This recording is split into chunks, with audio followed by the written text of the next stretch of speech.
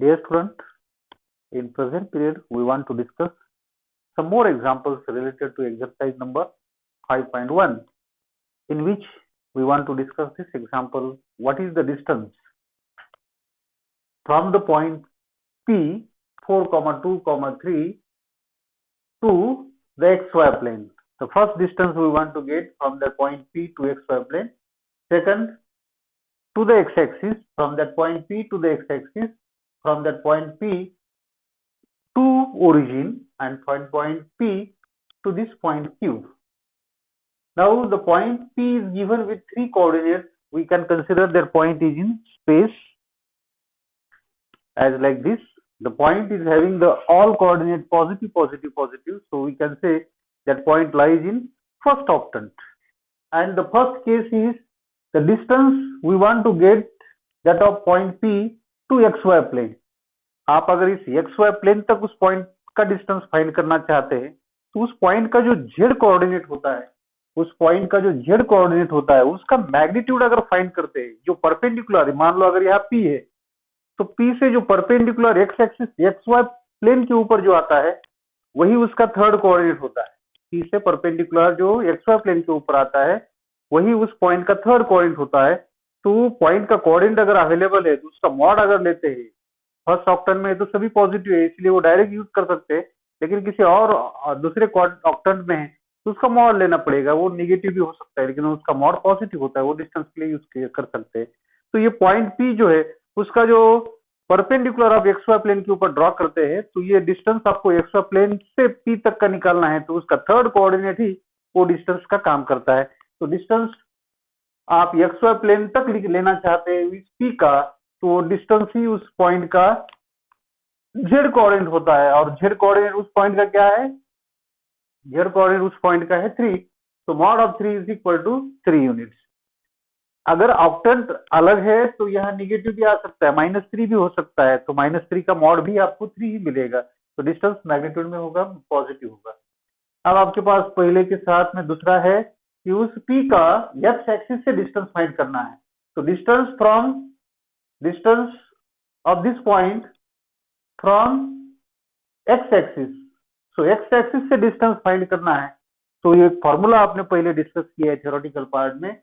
x axis से distance find करना है इस पॉइंट का, तो फॉर्मूला होता है x छोड़ना है y² + z²। अगर y एक्सिस से किसी पॉइंट का डिस्टेंस फाइंड करना है, y एक्सिस तक का डिस्टेंस फाइंड करना है किसी पॉइंट से, तो डिस्टेंस क्या होता है? रूट में x² + z²। अगर z एक्सिस तक का डिस्टेंस फाइंड करना है उस पॉइंट से तो डिस्टेंस क्या होता है? √में x² + y²। तो आप x एक्सिस तक का डिस्टेंस फाइंड करना चाहते हैं उस P से, तो x को साइलेंट रखो, x का यूज मत करो। तो रिमेनिंग 2 कोऑर्डिनेट्स इन जनरल होते हैं y एंड z, उनका स्क्वायर की एडिशन का root. So this will give us y² + z² with root symbol. अब आपको इस कोऑर्डिनेट के साथ y क्या है? तो 2 है, तो 2 का स्क्वायर, और z क्या है? 3 का स्क्वायर। तो ये होगा 4 और ये होगा 9, तो इनकी एडिशन होगी root, that is answer will be √13 units. अब इसके बाद में और एक डिस्टेंस है, तो आप इस P का डिस्टेंस फाइंड करना चाहते हैं ओरिजिन से, और डिस्टेंस फॉर्मूला आपने का यूज किया है। ओरिजिन के बारे में कहेंगे तो तीनों कोऑर्डिनेट 0, 0 होते हैं, और P के कोऑर्डिनेट जो आपने 4, 2 एंड 3 यूज किए उनका ही आपको यूज करना पड़ेगा। तो OP फाइंड करते समय वो जो पॉइंट आपका है ओरिजिन को छोड़ना है, और दूसरा जो पॉइंट आपने लिया है उसके कोऑर्डिनेट जो है उसके स्क्वायर की एडिशन का रूट लेना है। तो x² + y² + z²। तो x की वैल्यू है 4 का स्क्वायर + 2 का स्क्वायर + 3 का square. so this gives us 16 + 4 + 9, and this addition is 29. so distance is 29 units. Now the fourth sub question is to get the distance from point P to point Q. Both are having their coordinates. Okay, so the distance of point P, अब distance formula use करना है। तो distance formula आप x1 y1 z1 x2 y2 z2 पहले लिखना चाहते हैं, तो x1 y1 z1 किसको कहना चाहते हैं? जो पहला पॉइंट है आपका 4, 2, 3 जिसके कोऑर्डिनेट है उसको आप x1 y1 z1 कहेंगे। और जहां तक डिस्टेंस फाइंड करना है वो Q, उसके एग्जैक्ट वैल्यूज है 3, -2 एंड 7, और उसको जनरल में नोटेशन कहना है तो x2 y2 z2। तो ये दोनों पॉइंट के बीच में जो डिस्टेंस है वो डिस्टेंस फॉर्मूला आपको इस तरह से मिलता है डिस्टेंस निकालने के लिए। तो रूट के अंदर x2 minus x1 whole square means ये दोनों पॉइंट के पहले पहले कोऑर्डिनेट की सब्सट्रैक्शन का होल स्क्वायर प्लस दूसरे दूसरे कोऑर्डिनेट की सब्सट्रैक्शन का होल स्क्वायर प्लस तीसरे तीसरे कोऑर्डिनेट की सब्सट्रैक्शन का होल स्क्वायर। तो आपको x1 minus x2 whole square plus y2 minus y1 whole square plus z2 minus z1 whole square is equal to, अब इसके एग्जैक्ट वैल्यू रखेंगे तो क्या है, x2 माइनस x1 रखना है। तो x2 कितना है, x2 है 3 और x1 कितना है 4, दोनों के बीच में माइनस फॉर्मूले से होल स्क्वायर। अब y2 कितना है, y2 है -2, फॉर्मूले से यहाँ बीच में जो माइनस है वो माइनस, और y1 कितना है 2 होल स्क्वायर। z2 कितना है, z2 है 7 और z1 कितना है 3, 7 minus 3 whole square. So this gives us -1 square -4 square and this is plus 4 square. So we will get 1 square 1, this is 16 plus 16 and this gives us addition as a 33 unit. Now consider next example. Show that the vectors, that is 3 vectors, a bar is equal to I cap minus j cap minus 6k cap, b bar is equal to I cap minus 3j cap plus 4k cap and c bar is equal to 2I cap minus 5j cap plus 3k cap are coplanar. We want to prove these given 3 vectors are coplanar.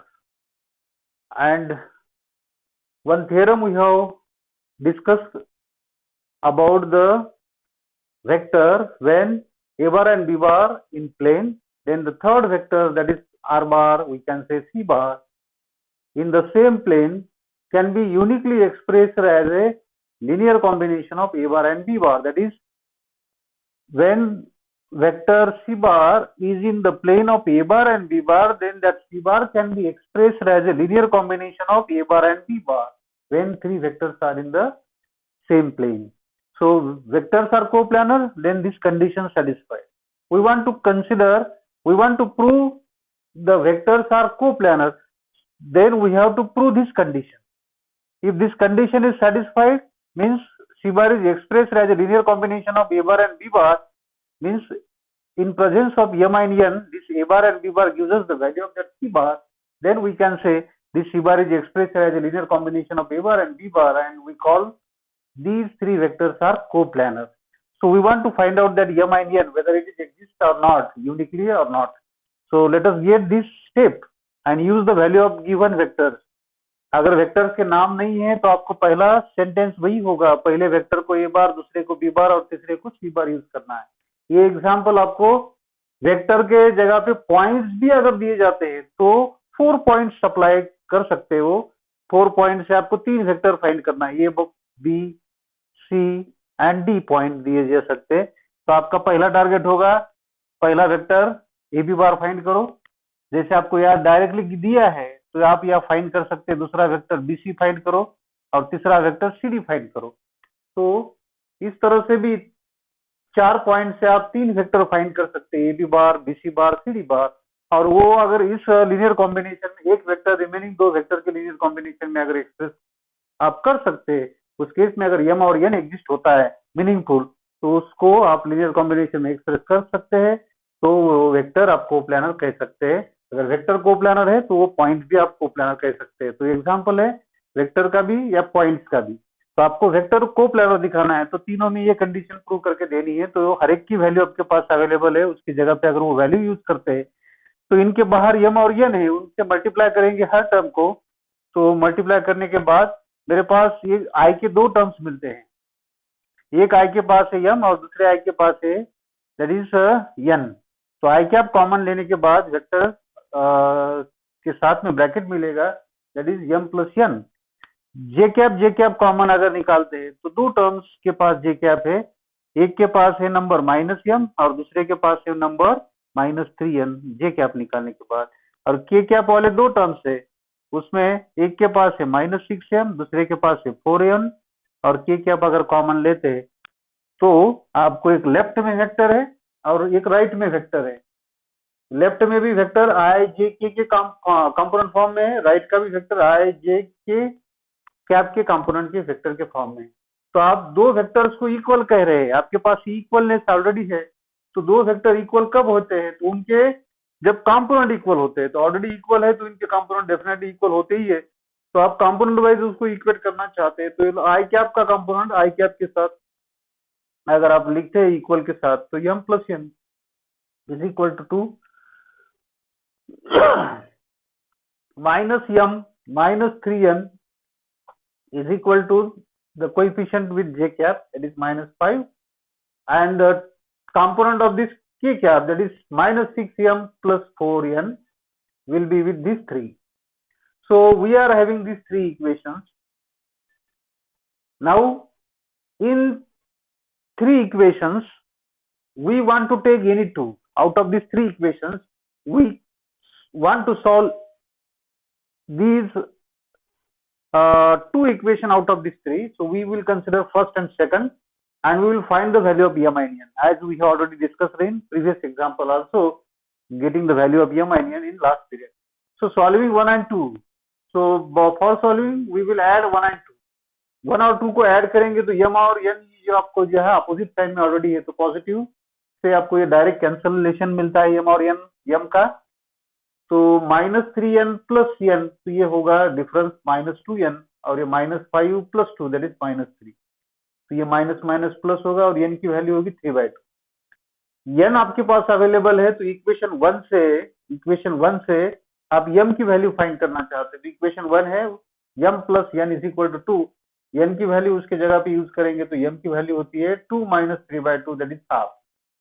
Now आप पहले दोनों को use करके m और n find किया है, तो आपका टारगेट ये होता है पहले कि इनको सॉल्व करने के बाद जो m और n आया है, ये थर्ड इक्वेशन को भी सेटिस्फाई करता है या नहीं करता है, वो चेक करना पड़ता है, तभी वो तीनों को एक्सेप्टेड m और n होता है। तो जब तक ये इक्वेशन सेटिस्फाई नहीं होता है, तब तक ये m और n एक्सेप्टेड नहीं है। तो आप ये m और n की जगह पे आपके पास जो वैल्यू है वो यूज करना चाहते हैं। So putting m is equal to 1/2 and n is equal to 3/2 in the left hand side of equation 3, equation में m और n जो आपके पास अवेलेबल है उसमें अगर यूज करते हैं तो -6m plus 4n, -6 as it is, m की वैल्यू तो 1/2 है, plus 4 as it is, n की वैल्यू 3/2 है। तो इस 2 से 6 कैंसिल होके -3 मिलता है, और इस 2 से 4 कैंसिल होके 2, और 2 का 3 के साथ प्रोडक्ट होता है 3। तो दोनों का रिजल्टेंट होगा 6 में से 3 सब्ट्रैक्ट करेंगे तो 3। तो ये 3 ही उस इक्वेशन नंबर 3 की राइट साइड है। So we have got left is equal to right of that equation 3.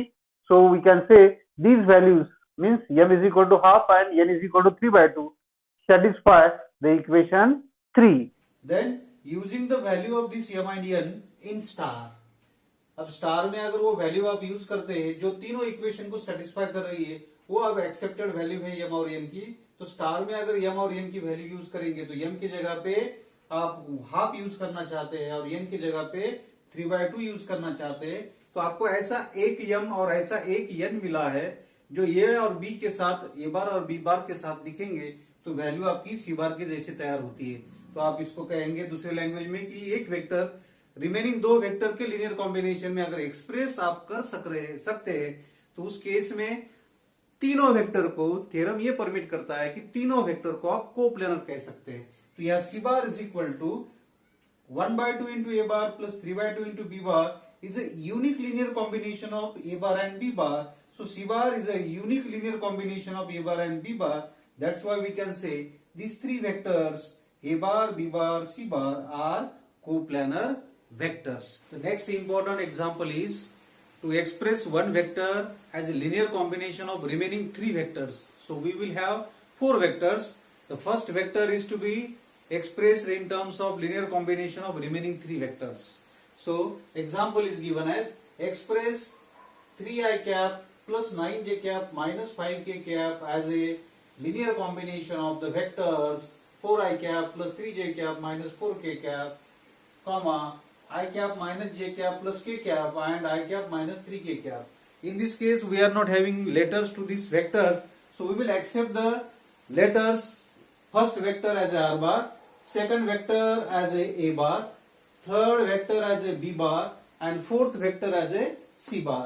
In case of c bar we are not having j cap, so we will write that j cap as a 0 j cap. Absent term is to be written in case when it is not given.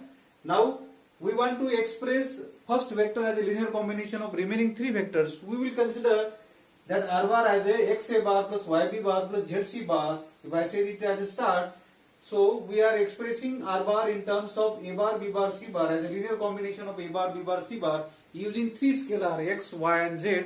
These three scalars are to be evaluated, to be determined. So using the values of the a bar, b bar, c bar and this R bar in their places, we will have this expression.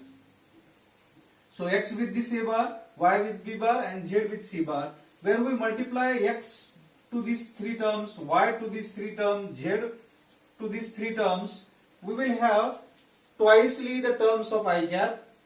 We will have three terms of I cap, three terms of j cap and three terms of k cap. So what will be first term of I cap? So I cap की पहली term होगी 4x, दूसरी term होगी y into आई cap. तो इसका आई cap अगर आप common लेते हैं तो आई कैप के साथ सेकंड टर्म से मिलेगा प्लस y, और z के साथ अगर आई कैप मल्टीप्लाई करेंगे तो z आई कैप में आई कैप अगर कॉमन लेते थे z यहां मिलता है.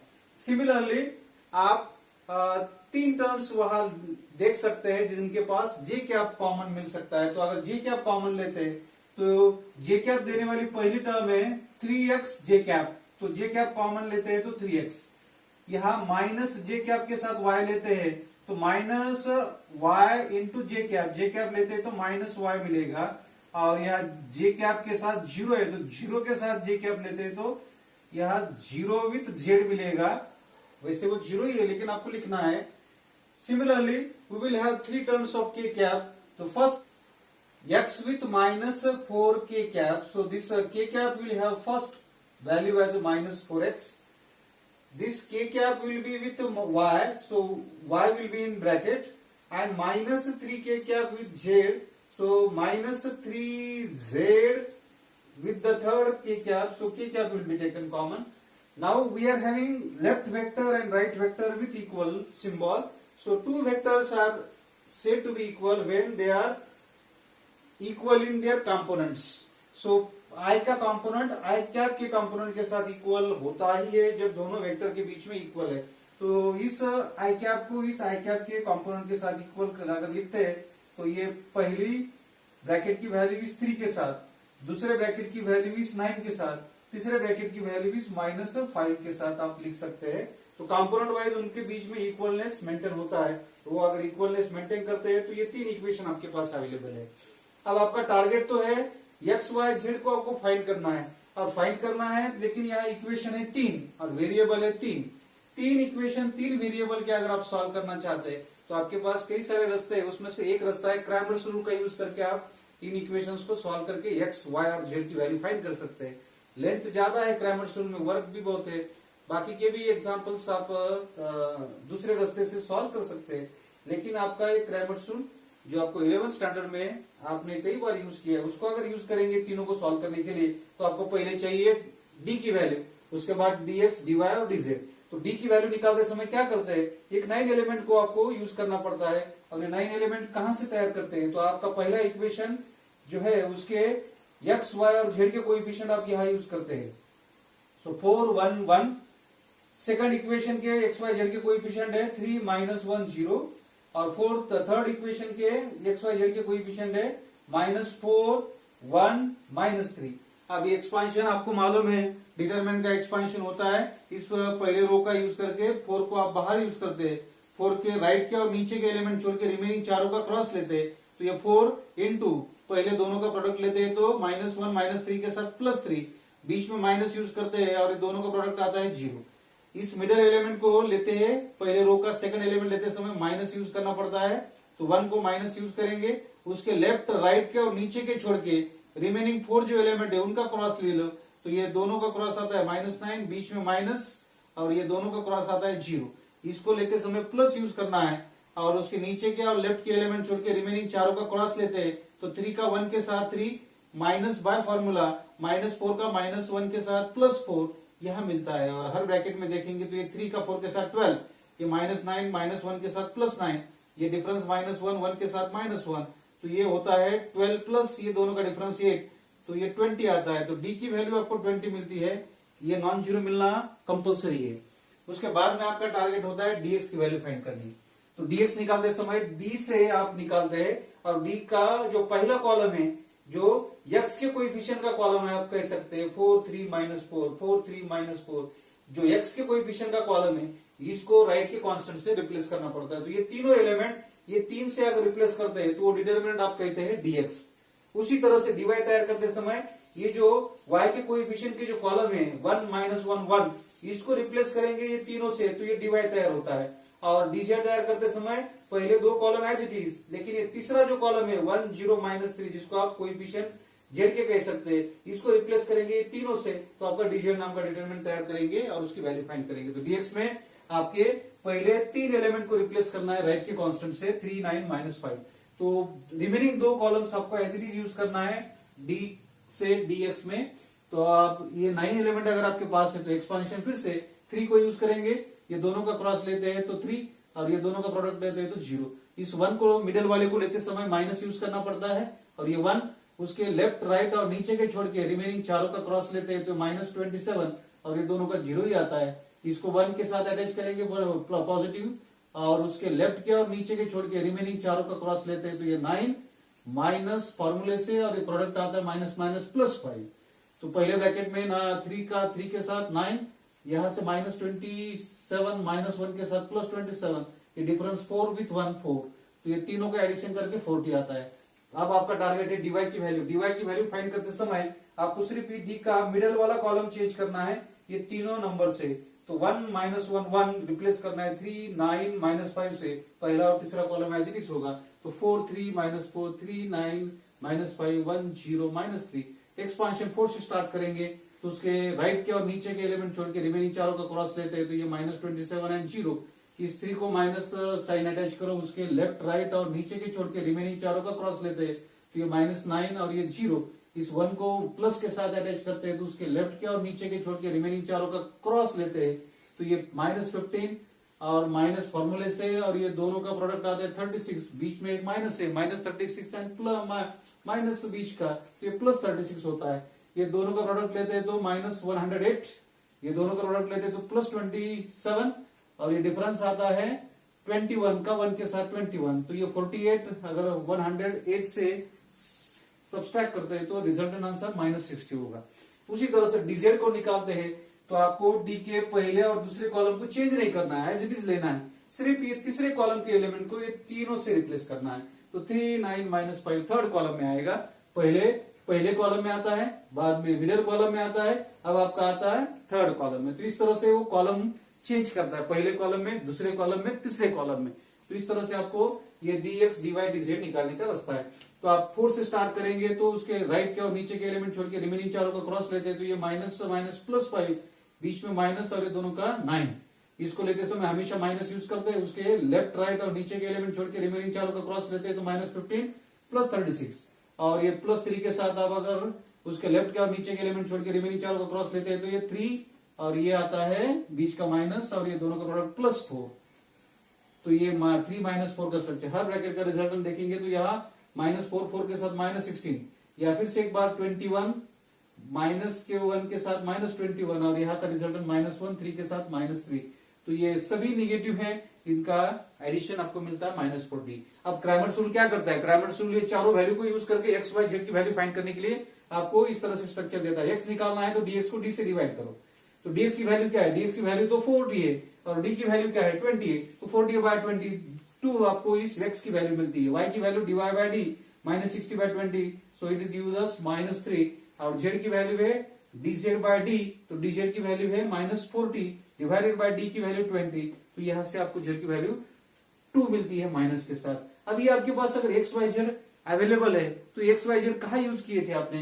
तो एक्स वाई जेड आपने आर बार को एक्सप्रेस करना था लीनियर कॉम्बिनेशन में ए बार बी बार सी बार के, तो एक्स वाई जेड वहां आपने यूज किए थे। एक्स किसके साथ था? ये कॉम्बिनेशन चेंज नहीं कर सकते, याद में रखो, ये कॉम्बिनेशन यूनिकली एग्जिस्ट होता है। तो यहाँ आप x को सिर्फ a के साथ ही ले सकते हैं, तो x की वैल्यू आपके पास है 2a बार, y की वैल्यू क्या है? y की वैल्यू -3, और वो b बार के साथ लेना है तो -3b बार, और जेड की वैल्यू आपको क्या मिली है, -2 मिली है, वो आपको सी बार के साथ लेना है। ये नंबर इंटरचेंज करेंगे तो ये आंसर एग्जिस्ट नहीं होता है। तो हर वेक्टर के साथ एक यूनिकली स्केलर एग्जिस्ट होता है, जिसको आप एक्स वाई जेड कहो या फिर T1 T2 T3 कहो या T कहो। तो इस तरह से स्केलर्स के नाम चेंज हो जाते हैं। तो आपको जो एक्सपेक्टेड था कि आर बार को एक्सप्रेस करना था ए बार बी बार सी बार के फॉर्म में लीनियर कॉम्बिनेशन में, तो आपका काम वो पूरा हुआ है।